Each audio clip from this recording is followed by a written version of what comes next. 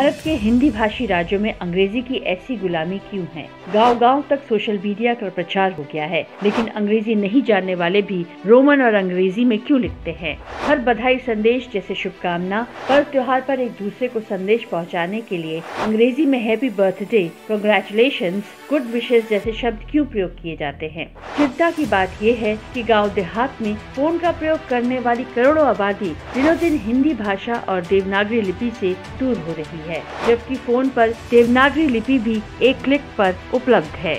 अब तो इसकी टाइपिंग भी आसान है। क्या अंग्रेजी नहीं जानने वाली ये जनसंख्या अंग्रेजी के 2-4 शब्द लिखकर गौरवान्वित अनुभव करती है? क्या उसे हैप्पी बर्थडे लिखकर पढ़ा लिखा अप टू डेट होने का एहसास होता है? क्या जन्मदिन की शुभकामनाएं लिखने के बदले हैप्पी बर्थडे लिखने से स्टेटस बदल जाता है? अपनी ही भाषा लिपि से इतनी दूरी क्यों?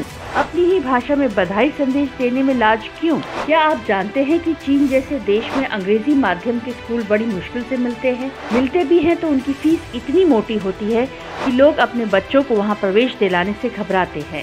यहाँ अंग्रेजी माध्यम के स्कूल और कथित कॉन्वेंट कुकुरमुत्ते की तरह उग आए हैं। गांव देहात में हर बच्चा टूटी फूटी रोमन लिखता है और गौरव का अनुभव करता है। ये गौरव नहीं, गुलामी है, नीचता है। अपनी भाषा संस्कृति को कमतर समझने की भूल है। अपनी भाषा और संस्कृति को मान दिलाइए। क्या आप जानते हैं अफ्रीकी देश आज पूरी तरह से गुलाम हो चुके हैं? क्यों?